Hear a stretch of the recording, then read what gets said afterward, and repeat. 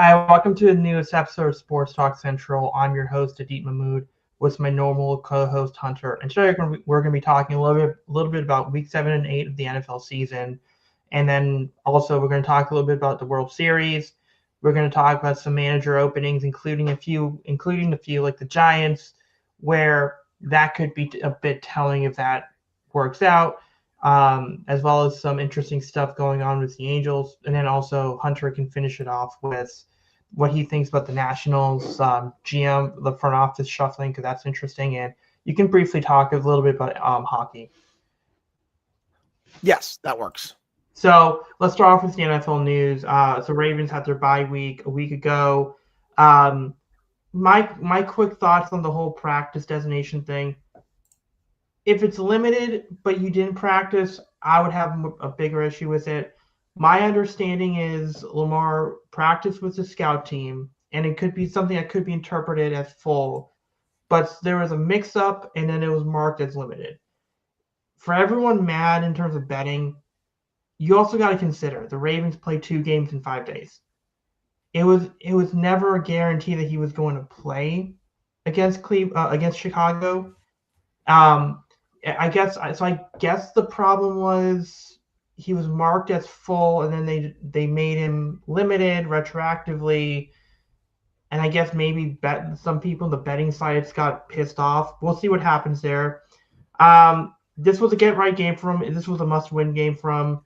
Tyler Huntley looked good, especially in that first half, 11 for 12. It was like 111 yards in that first half, so it wasn't like a lot of big plays, but very efficient throwing the ball. Second half, you saw some big runs. I did like that we did see some more pressure. Mike Green got his first sack in his career. You had a couple of other sacks. One was Kyle Hamilton, and I forgot where the other one, maybe KVN, but those were intentional grounding. So you are starting to see more pressure from the exterior. Bringing in Alohi Gilman, I think it does allow them to put Kyle Hamilton back closer to the line of scrimmage, which does increase the versatility. So I did see steps. I did see good steps from Zach Orr offensively. One of the big problems, and he probably saw this last time against the Rams, first and goal at the 1, and you tried to push it 3 times. This time around, you were able to go and get those a couple of those goal line plays. You were able to get 7 instead of 3. Those are really helpful. I thought they played a clean game. It's not the banner game that we're used to seeing from the Ravens, where they dominated offensively and defensively, but it was probably the most complete game that they've played all year. I would agree. I was watching a good chunk of that game. I don't know how the Bears were 4-2 going into this game after watching them for. They had an insane turnover ratio. Yes, that's also true. I saw like the final drive, especially too, where they were trying so hard to score there. I mean, you saw that crazy catch, by the way, down the sideline, which was nuts. And then watching them do that 1-minute offense with no timeouts, they were just wasting the clock. It was just a really bad mismanagement there. It was bad clock management from the Bears as well, because if you remember in the first half, Caleb Williams has that run, and he very well could have went out of bounds, and because of that, they had to take a timeout, and they had to.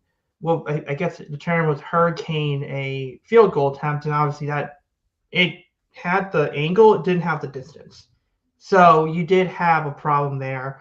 And then you had a couple of big catches where it's like, especially that insane catch, the guy didn't go out of bounds. Moore didn't go out of bounds in that one. Mm-hmm. So it was a little, the clock management, especially at the end of those halves, were awful.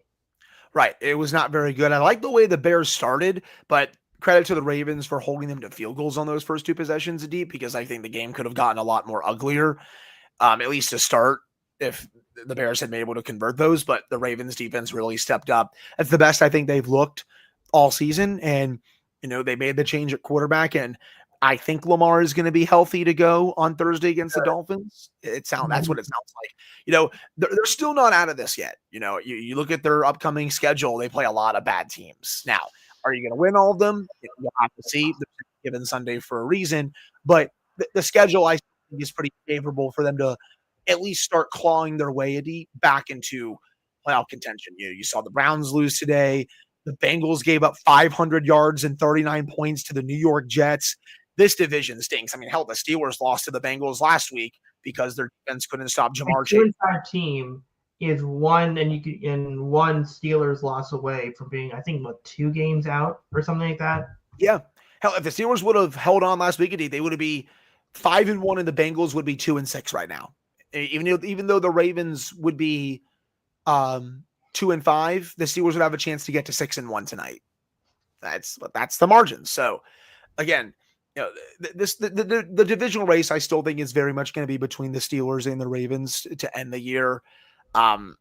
Even though the Bengals will get Burrow back, I just don't think. I just don't think they're going to make the playoffs. I don't trust that defense. That's the worst unit in football. I think that is the worst defense in football. They gave up almost 40 points to the Jets. So, you have that. Anything else you want to say on the Ravens? No, just one note on Lamar. Based on the videos that we've seen and what people have pointed from the Ravens reporters, he wasn't really limping, and he was there's one where he was jogging down a hill. It didn't seem like that was an issue. So it seems like he will practice. He will play if he's ready to go. It was just that 2 games in 5 days. He hasn't practiced in 3 weeks. Do you really want to rush him for the Bears? And again, you're hoping that Tyler Huntley. I mean, Cooper Rush is not good. Tyler, you could definitely tell Tyler Huntley fits his offense better. But no, I think they were trying. They were saying, okay, if we can get him 100% for the Bears game, he'll play. But it's probably the Dolphins game. That's again, if you want a long term, and if you want long term, that's probably the game you want him to play. So he should be good. I just wanted to point out he wasn't limping. It wasn't like he was there and he was limping or something. It seemed like he was moving around just fine. Yeah, that's what it seemed like. I think he's going to be good to go on Thursday, but I guess we'll see. If you want to talk about some of the other games so far, Adid, I hope you did not watch the Cam Scadaboo injury because it is disgusting. Do not even look at it if you haven't seen it yet because it's gross. I feel really bad because he's been electric to watch on the Giants. I just don't want to see that injury again. Did you see the tush push situation where the Giants got absolutely screwed?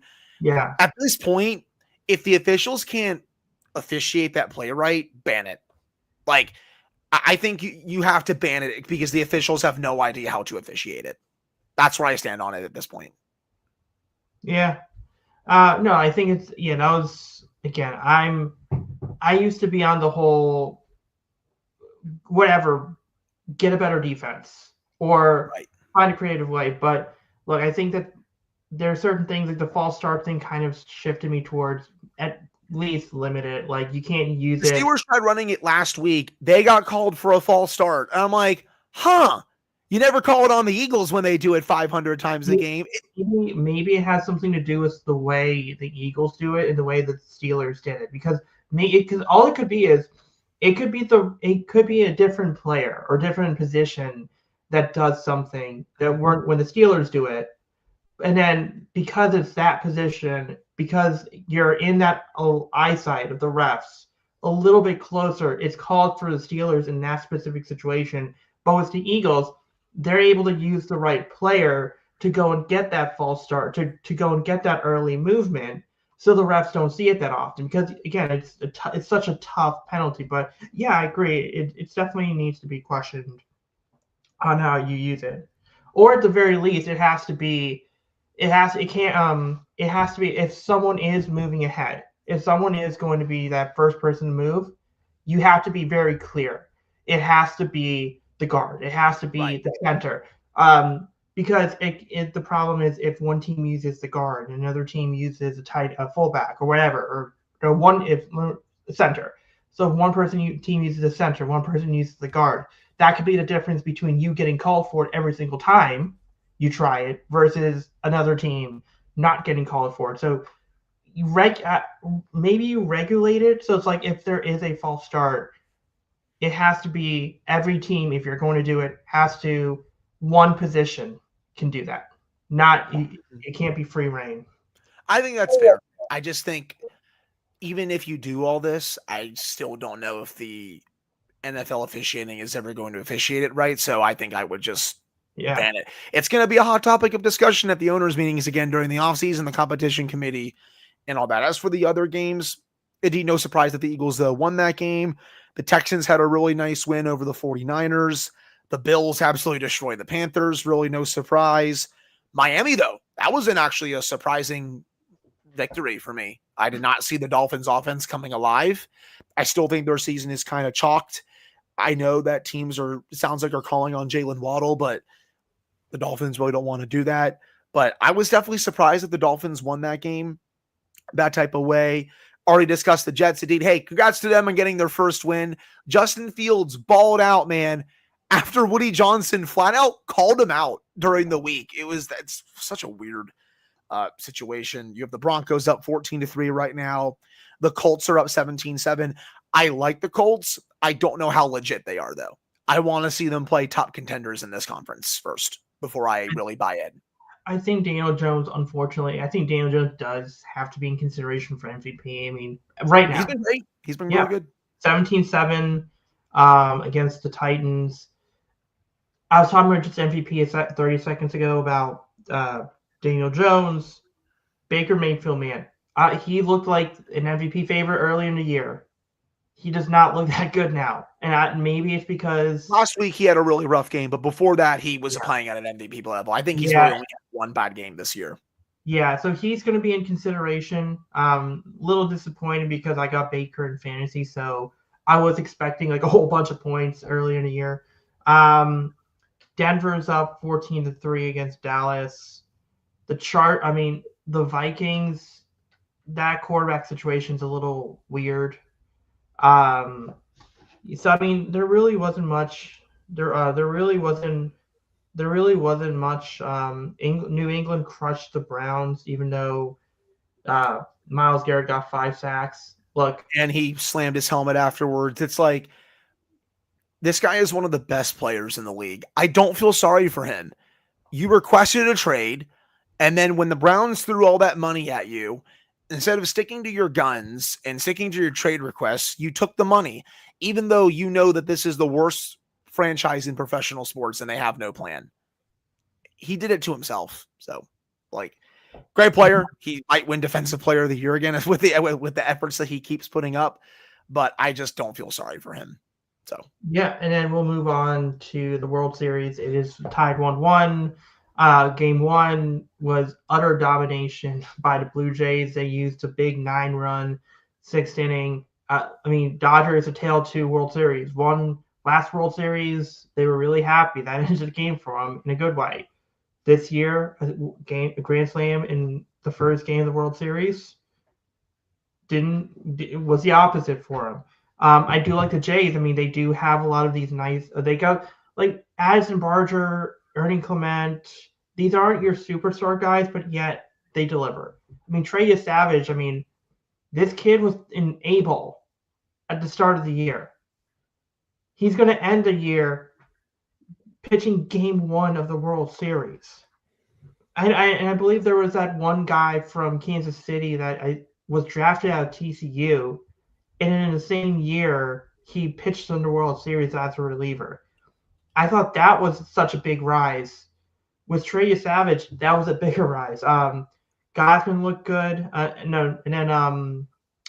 then Blake Snell really good up to that point, but in Game 1 struggled. It wasn't as effective, and part of it was a big, almost 30-pitch inning in the first game. But I mean, before we get to Game 2, like, what were your thoughts on the Game 1? I loved seeing Toronto's bats come alive. It felt like at the beginning of you're like, you need a big swing here. You can't keep this at, a 1-2 run, even a 3-run game against the Dodgers. And then you got the big swing. You got that big lead that you needed. And it was basically over from then on. So you got to string together some big swings and get out to some big leads, against this Dodgers team, or it's just going to get dicey really quick because the Dodgers are able to come back from a whole bunch of different leads. Not when it's a blowout like that, but I like that the Blue Jays, their bats, really came alive in game 1.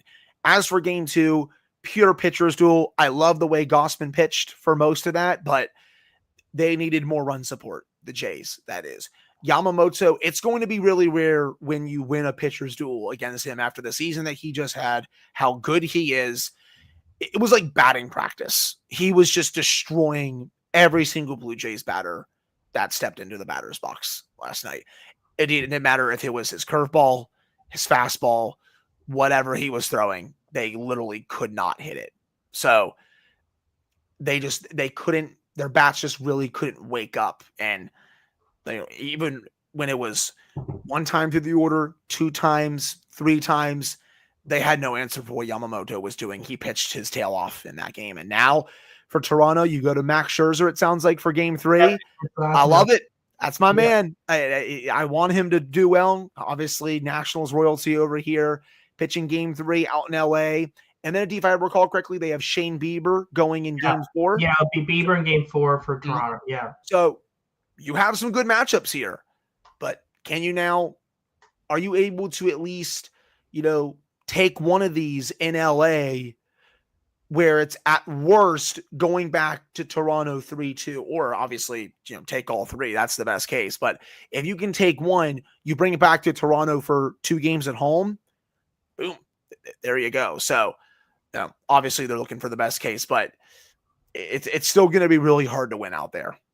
What I like about Toronto is they have the starters they have. I remember I was watching the ALCS and it felt like Louis Varland was just pitching every day. Yeah, I don't know how much of that you saw, but he was pitching every day. He would come in the 3rd inning and pitch a couple innings. In the ALDS, he opened against the Yankees. I like Louis Varland. I think he's a good late inning guy. I think he was a little shafted when the Twins traded him because I don't think he wanted to be traded initially. But if you can get him into a 7th or 8th inning role, I'm not the biggest fan of Jeff Hoffman about the way he kind of acted when he got 2 teams failing him on physicals. But you got a good back end of that bullpen. And the Dodgers, their bullpen, the guys that have been bullpen arms all year, I don't trust them. I don't think they should have Tanner Scott pitching for him. Now, the good thing is they have Roki closing out games, which makes it dangerous for him. And he can go 2 innings. He can go 2 or 3 innings. That's the one thing I'm looking out for. I have the Dodgers unfortunately winning this in 6. I mean, I want to see Toronto. I want to see Toronto win this, but I don't know. It just kind of seems like the Dodgers. I mean, the Dodgers win this, baseball might be cooked in 2 years when we have another lockout, man. It's going to get even uglier if they win this, I think. Because and apparently the Dodgers might go after Kyle Tucker.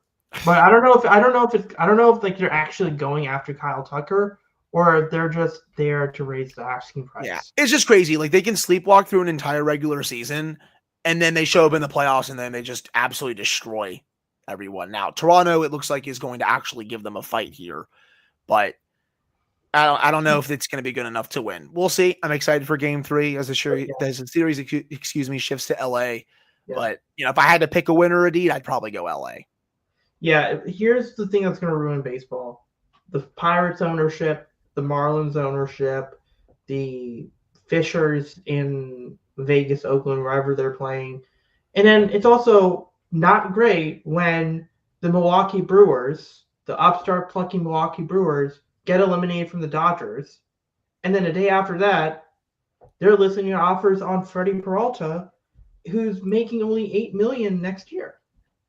And the Brewers were they were the top seed in the NL this year, and they just got waxed. They got destroyed. Yeah, what makes you think trading Freddie Peralta?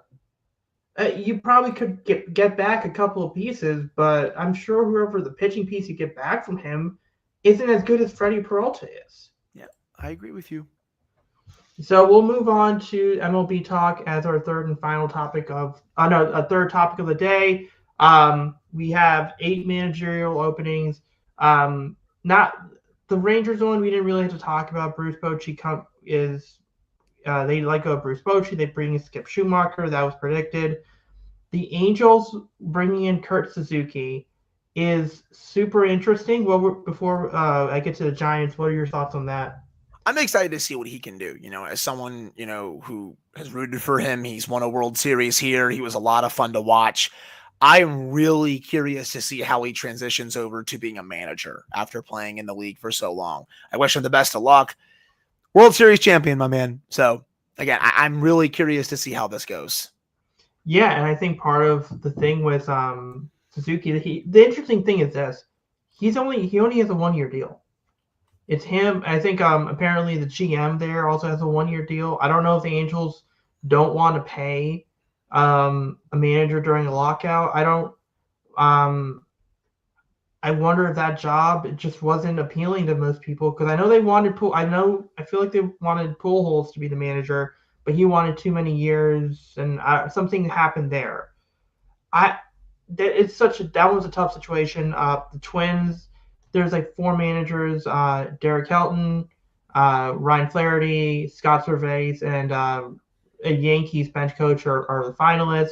The Nationals, it seems like Brandon Hyde interviewed for I them. was going to ask you, Adi, what are your thoughts on that as someone who obviously has followed the Orioles for his whole life? What are your thoughts? I like Brandon Hyde. I think he's a good rebuild manager. I think for where you guys are at right now, he's good. Um, I let me put it this way: sometimes you bring in managers that you hire for the rebuild, and then you get rid of them. Right. Sometimes you bring in managers that can do both. Brandon Hyde, to me, right now seems like he's somewhere in the middle. He's someone that could get you to a rebuild. The players seem to like him, but he's not. While he's not the guy you would trust to build a competitive team, it's not like he's horrifically bad. Does that make sense? That makes sense. Yes. Okay. So where you guys are at, he would be a good fit. Personally, I think you guys are going to get the Guardians. The Yes. Guardians. I did see that they interviewed him, the bench coach of the Cleveland Guardians, Craig Albernez, and they also interviewed Miguel Cairo, who of course was the interim manager. Adi, what were I think you were going to say something about the Cleveland bench coach. Yeah, no, I was going to say he seems like the guy the Nationals are going to end up taking. Okay, I got you. And I will say, I like the front office of the Nats are really building out. Taboni is taking the scouting department really seriously. They just hired Justin Horowitz away from the Pittsburgh Pirates. He was the director of amateur scouting for them. He is now an assistant general manager. They just brought someone over from the Boston Red Sox earlier.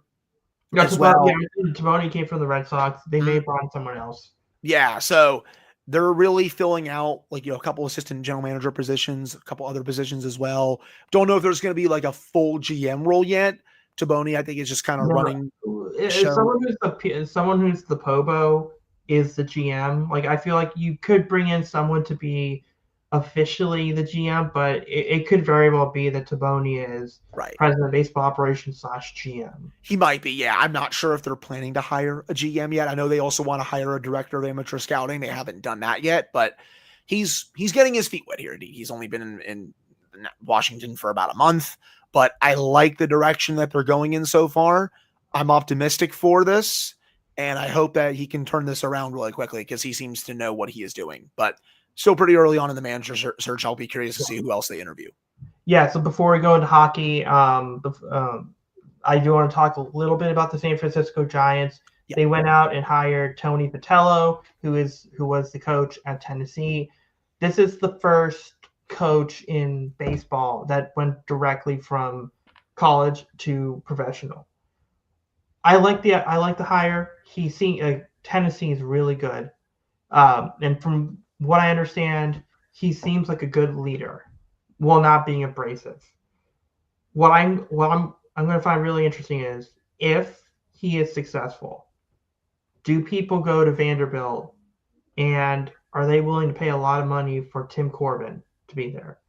Like some of these successful college coaches, Jay Johnson, are we going to see them move into baseball?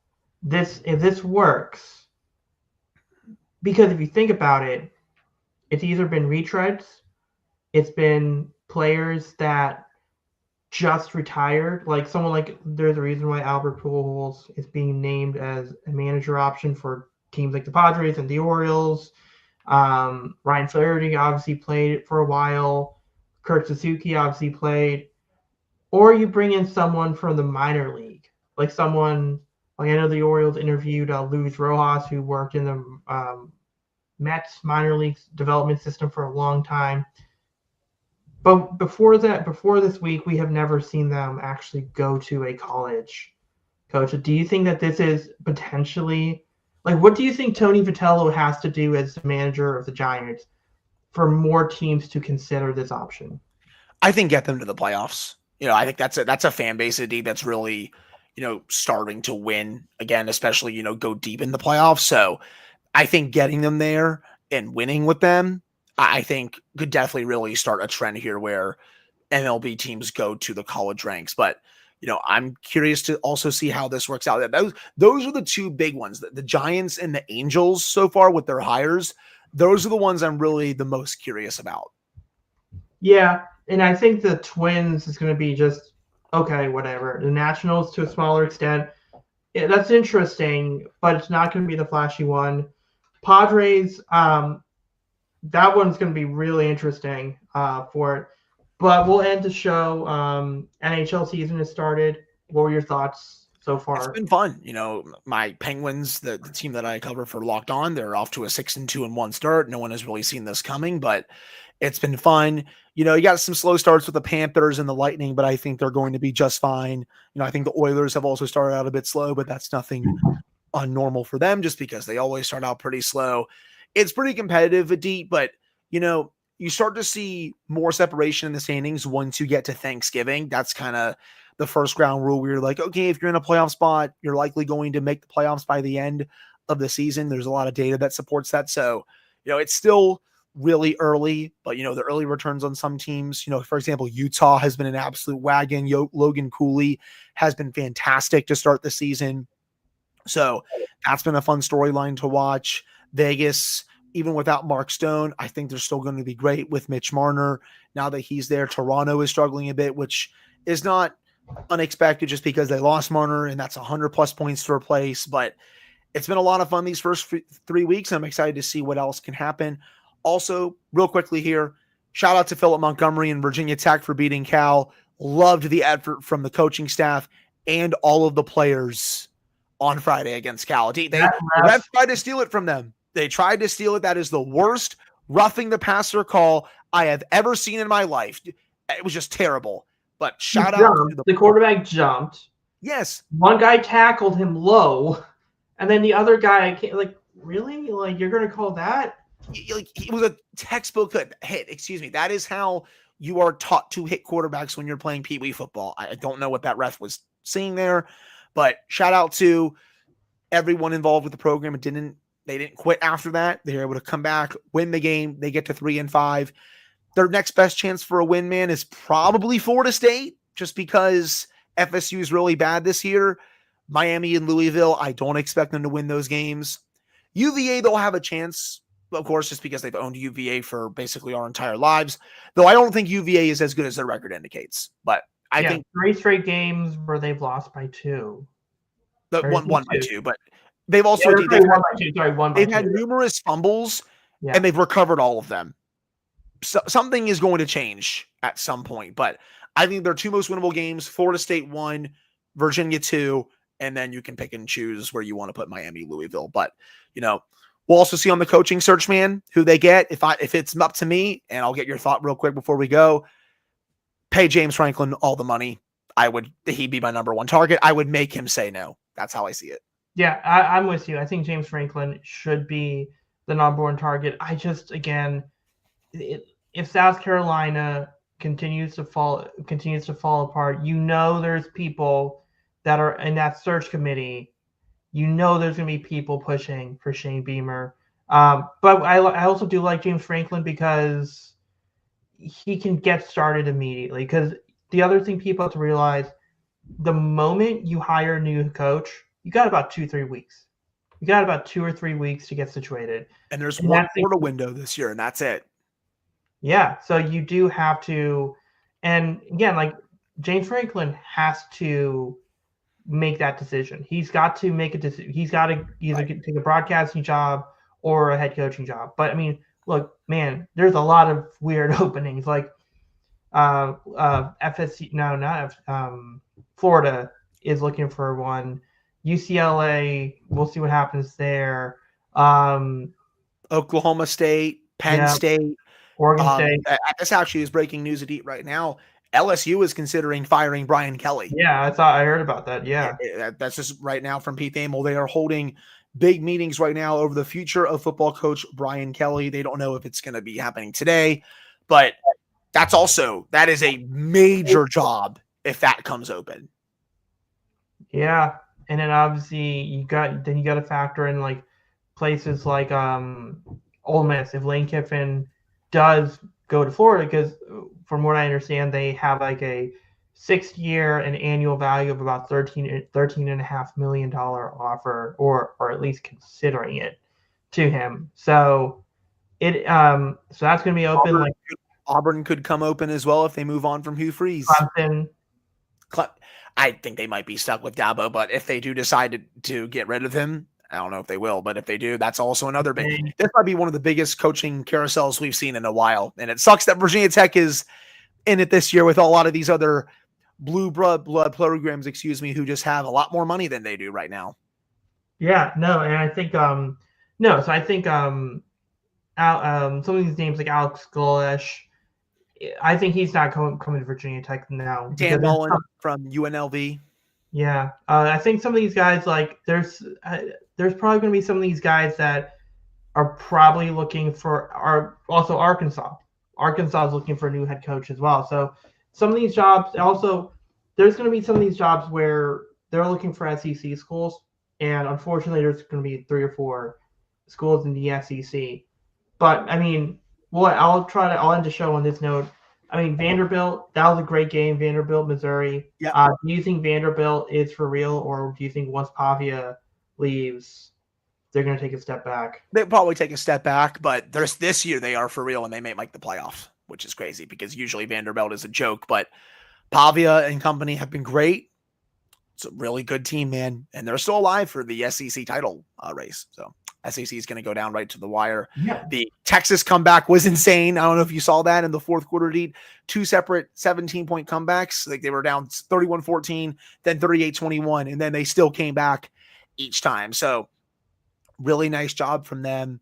A lot of good games yesterday. Ole Miss, Oklahoma was also a really good game too. So a lot of really fun games. Didn't care for the night game though at LSU and Texas A&M, which was a blowout, and that's what's starting the Brian Kelly stuff. So. Yeah. So we'll end the show there. We'll come back. We'll talk about. So first of all, we'll end the show there. Broncos scored 2010. It was a direct snap to RJ Harvey. So I believe RJ Harvey has 2 touchdowns. So if you have him in fantasy, you're happy. If you're going against him, you're screwed, basically. But yeah, we'll talk about the World Series. If we meet next week, we'll talk about the World Series. Hopefully, some manager options are opening up. But yeah, and if there's any trades in the NFL, we'll talk about it then. Yep, sounds good.